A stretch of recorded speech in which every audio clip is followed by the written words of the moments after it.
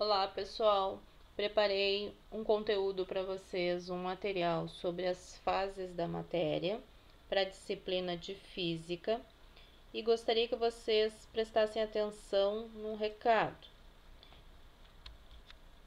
Como que nós faremos essas postagens a partir desta semana?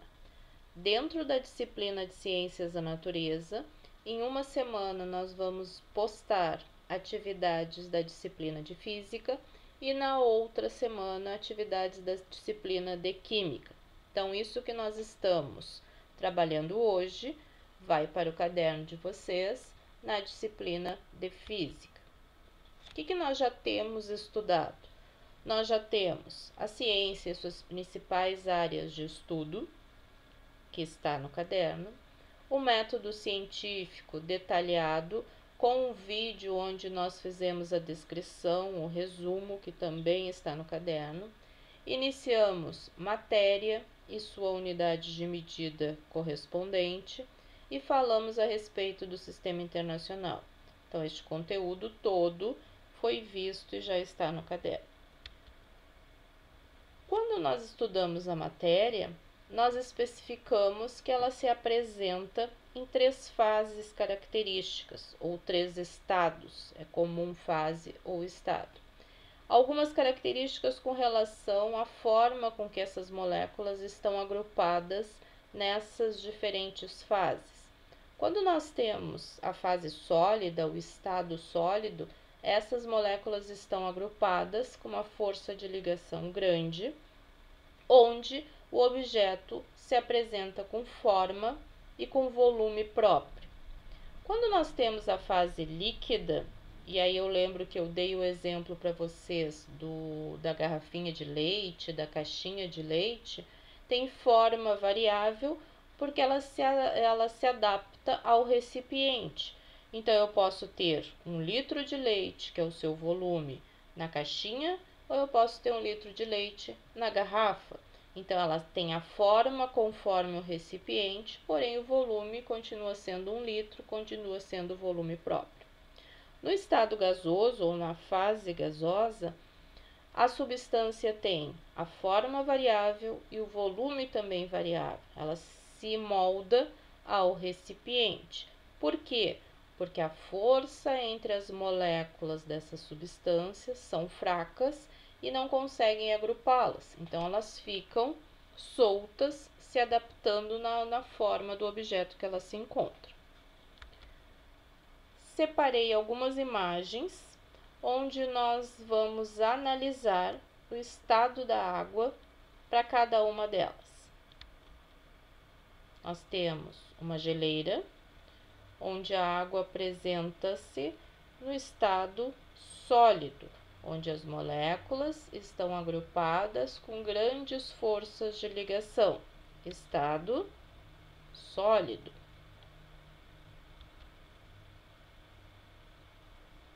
Segunda imagem, estado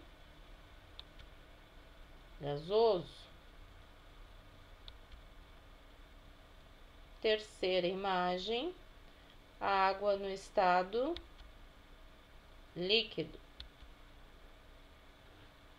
Vejam a água nessa imagem. Ela está dentro do copo, ela está tomando o formato do copo, ela tem o volume próprio, porém o recipiente está definindo a sua forma, estado líquido. Vejam o vapor. O vapor, as moléculas estão soltas, estão separadas, com força de ligação pequena entre elas, e ele não tem forma e nem volume definido. Estado gasoso. Os cubos de gelo bem definidos, estado sólido.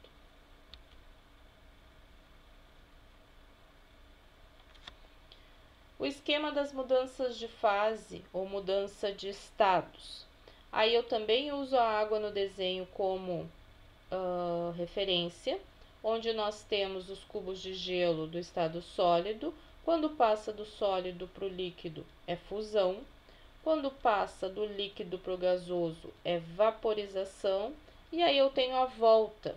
Eu tenho a liquefação do líquido do gasoso para o líquido e do líquido para o sólido, a solidificação.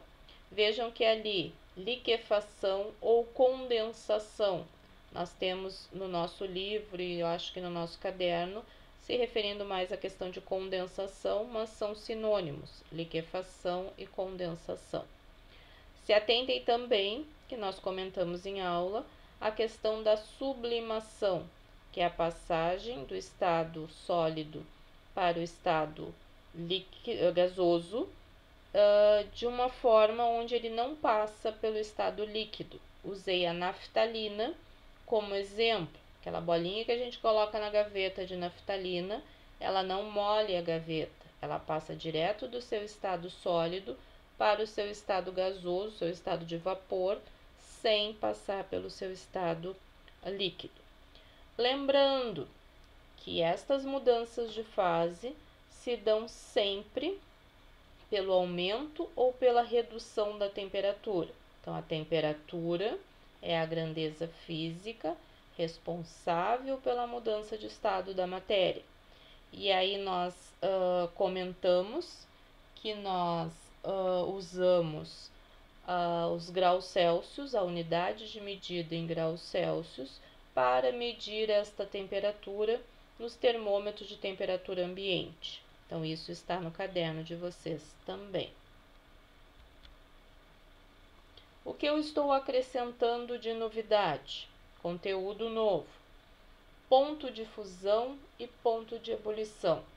Nós sabemos que fusão é a transição do estado sólido para o líquido. Se eu medir esta temperatura é o ponto de fusão daquela substância, a temperatura onde ela passa do estado sólido para o estado líquido. E o ponto de ebulição é a temperatura onde ela passa do estado líquido para o estado gasoso. E aí eu lembro também que eu comentei em aula que a água ferve a 100 graus Celsius no nível do mar. Se nós estamos um pouco abaixo ou um pouco acima do nível do mar, ela vai ferver em temperaturas diferentes, 98 graus Celsius, 99 graus Celsius, e a 100 graus Celsius é a sua referência de ponto de ebulição ao nível do mar. Então, ponto de fusão e ponto de ebulição. Onde encontrar este conteúdo no livro? Da página 2 até a página 8. Então, lá na página 8, nós temos os conceitos de ponto de fusão e ponto de ebulição, além do conteúdo que nós temos no caderno. Estou no Sponte para qualquer dúvida, perguntem.